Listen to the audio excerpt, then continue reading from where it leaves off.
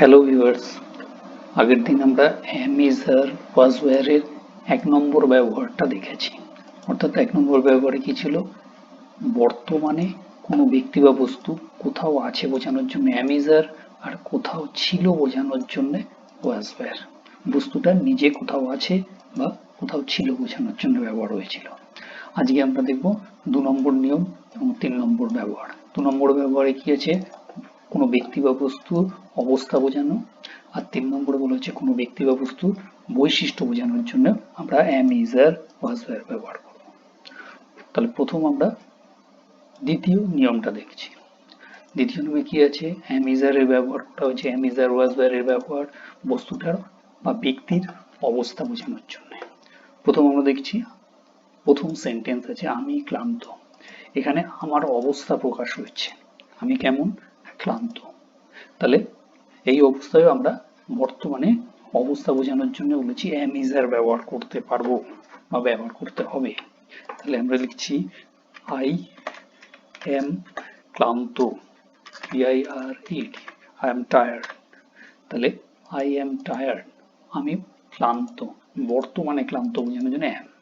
একই রকম ভাবে দ্বিতীয় সেন্টেন্সে তুমি অবসরপ্রাপ্ত, ইউ আর রিটায়ার্ড, তুমি অবসরপ্রাপ্ত, অর্থাৎ তোমার এখনকার অবস্থাটা বোঝানো যে তুমি কেমন। 3 নম্বর সেন্টেন্সে দেওয়া আছে পাখিটা মৃত, পাখিটা দ্য বার্ড ইজ ডেড।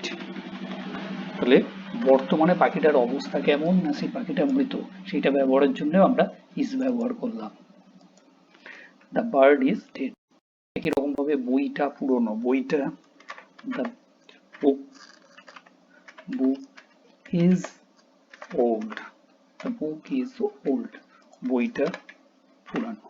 তাহলে বইটার অবস্থা বোঝানো হচ্ছে, বইটার অবস্থা পুরানো, সেই জন্য এখানে ইজ ব্যবহার করা হলো। একই রকম ভাবে দিনটা গরম, দিনটা কেমন, দিনের বৈশিষ্ট্য গরম, the day is hot, the day is, দিনটা গরম। নেক্সট, তুমি দুর্বল, তা তোমার অবস্থা প্রকাশ করেছে, তুমি এই মুহূর্তে দুর্বল।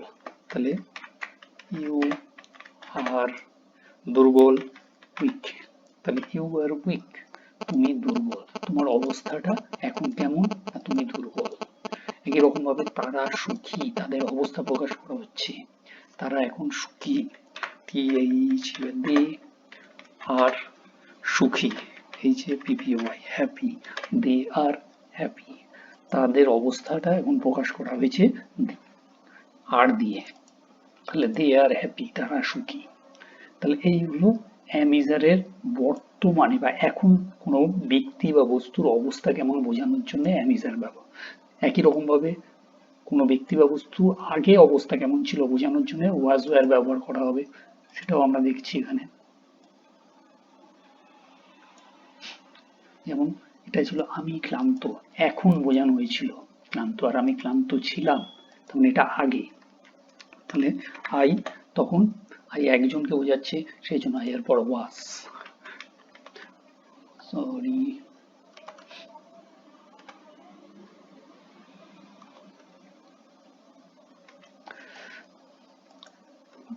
আই ওয়াজ টায়ার্ড, আমি ক্লান্ত ছিলাম, তখন এটা আগে বোঝানো হচ্ছে।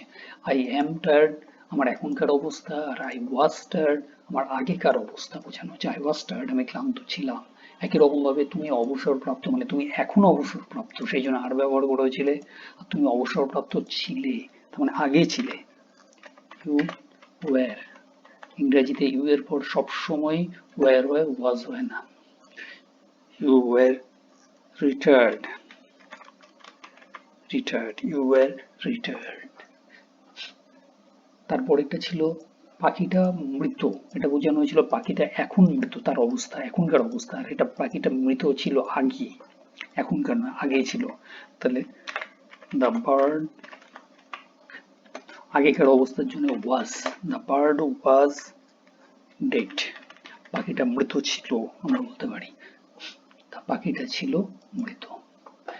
তাহলে ওয়াজ দিয়ে আগের অবস্থাটা বোঝানোর জন্য ওয়াজ ব্যবহার করা হচ্ছিল, আর এখনকার অবস্থা বোঝানোর জন্য আমরা ইজ ব্যবহার করছিলাম। একই রকম ভাবে বইটা পুরনো, বইটা এখনকার অবস্থা বোঝানো হয়েছিল এই বাক্যটায়, আর এখানে বলছে বইটা পুরনো ছিল, তাহলে বইটার অবস্থা আগে কেমন ছিল সেটা বোঝানো হয়েছিল। যেহেতু আগে, আবার সেই ওয়াজ ওয়্যার, বইটা, দ্য বুক ওয়াজ ওল্ড, তাহলে বইটার আগের অবস্থায় বোঝানো হয়েছে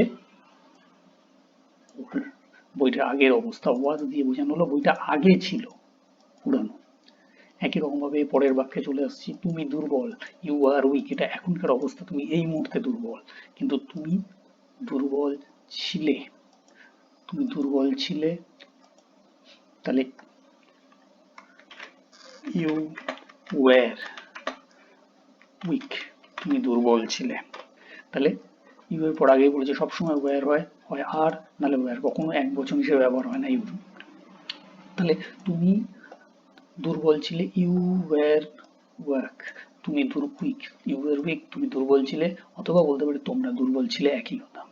তার আগে একটা ছিল দিনটা গরম, দ্য ডে ইজ হট, দিনটা গরম মানে এখন বোঝানোর জন্য, আর দিনটা গরম ছিল আগের অবস্থা দিনটার, তাহলে দ্য ডে ওয়াজ আগে ছিল হট, দিনটা গরম ছিল।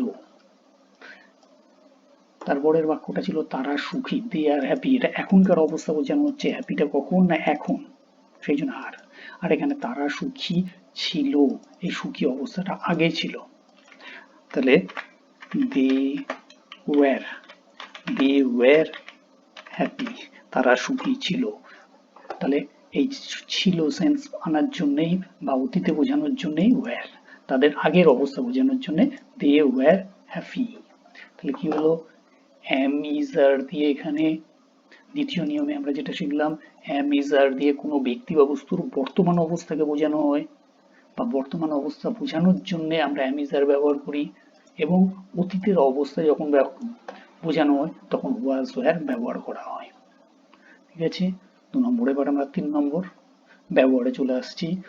3 নম্বর ব্যবহার কি ছিল, 3 নম্বর ব্যবহার am is are was were এর ব্যবহার, কিন্তু সেটা কোনো ব্যক্তি বা বস্তুর বৈশিষ্ট্য প্রকাশ করার জন্য।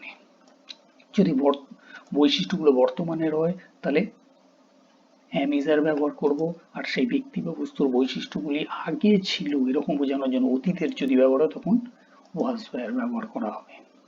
তাহলে প্রথম সেন্টেন্স, আমি মোটা, এখানে আমার বৈশিষ্ট্যকে প্রকাশ করছে, আমি কেমন, তাহলে আমি মোটা, আই এম ফ্যাট, আমি মোটা, আমার এখনকার অবস্থা বোঝানো হচ্ছে, এখনকার বৈশিষ্ট্য, সেই জন্য এম। আর এরপর বলা হচ্ছে সবসময় এম প্রেজেন্ট টেন্সে, তুমি রোগা, তাহলে ইউ আর রোগা, থিন, ইউ আর থিন, তুমি রোগা, তোমার বর্তমান অবস্থা বা এই বর্তমান বৈশিষ্ট্য, এখনকার বৈশিষ্ট্য, তুমি হচ্ছে রোগা, সেই জন্য ইউ আর থিন। একই রকম ভাবে গরুটা সাদা, গরুটার রং সাদা, তাহলে এটা একটা বৈশিষ্ট্য, তাহলে গরুটা ইংরেজি দ্য কাউ ইজ বর্তমানে বোঝানোর জন্য এখনকার, তাহলে the cow is white, the cow is white, is ব্যবহার হচ্ছে এখনকার, হোয়াইটটা হচ্ছে তার বৈশিষ্ট্য, সেটা কখন বর্তমানের বলে ইজ। একই রকম মানুষটি লম্বা, মানুষটার বৈশিষ্ট্য প্রকাশ করা হচ্ছে দ্য ম্যান ইজ টল, মানুষটা লম্বা, তাহলে মানুষটা হচ্ছে লম্বা, হচ্ছে তার মানুষটার বৈশিষ্ট্য হচ্ছে লম্বা বা টল, তাহলে সেটা কখনকার কথা বলা হচ্ছে, এখন এই মুহূর্তে বর্তমানে, সেই জন্য ইজ ব্যবহার করা হলো। তাহলে বর্তমানের বৈশিষ্ট্য বোঝানোর জন্যও এম ইজ আর, আই এর পর সবসময় এম, এটা আমরা জানি। আর বাকি একটা জিনিস বোঝালে, একটা বস্তু বা ব্যক্তি বোঝালে ইজ, একের থেকে বেশি বোঝালে আর।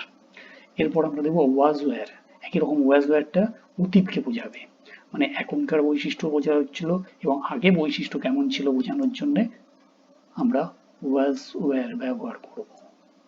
যেমন প্রথম সেন্টেন্সে আগে ছিল আমি মোটা, মানে বর্তমানে বোঝানোর জন্য, আর এটা আমি মোটা ছিলাম আগে বোঝানোর জন্য, তাহলে আই ওয়াজ ফ্যাট, আমি মোটা ছিলাম।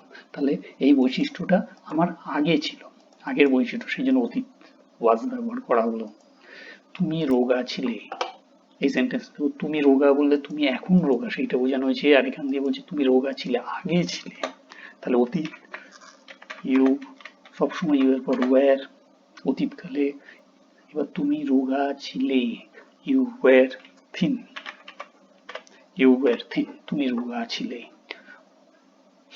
পরের গরুটা সাদা, দ্য কাউ ইজ হোয়াইট, এখনকার কথা বলা হয়েছিল, আর গরুটা সাদা ছিল, আগে ছিল, এখন নয়।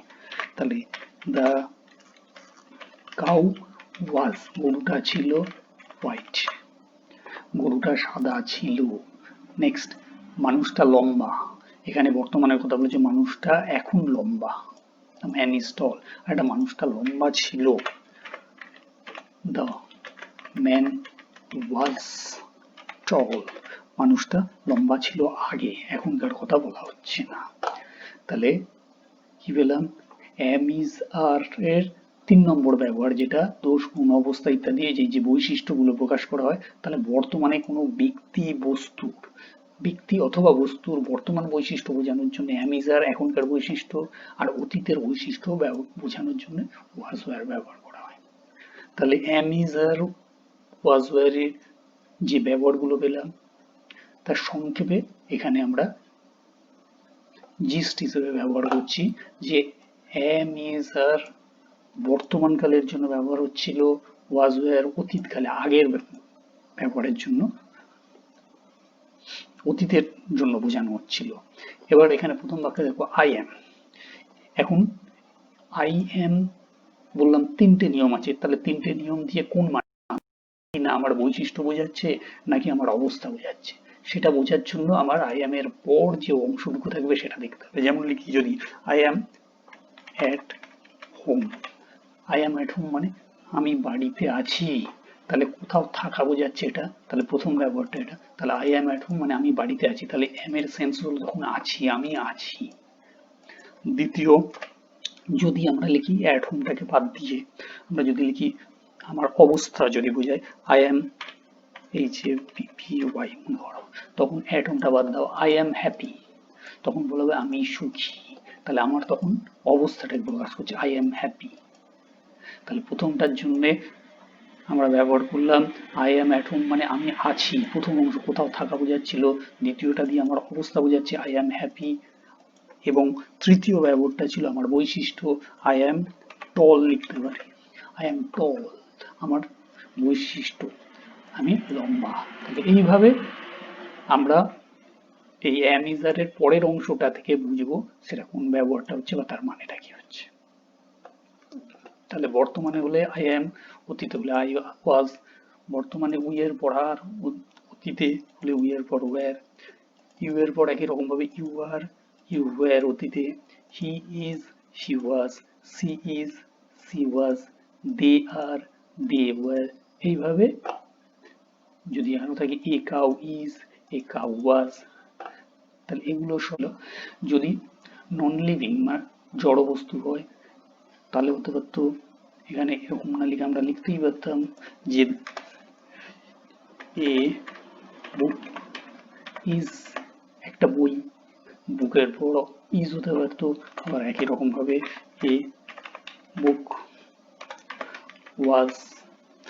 এভাবে লিভিং আর নন লিভিং মানে প্রাণীবাচক এবং প্রাণীবাচক দুজনের ক্ষেত্রে এইভাবে ব্যবহার করা যাবে, ইজ, ওয়াজ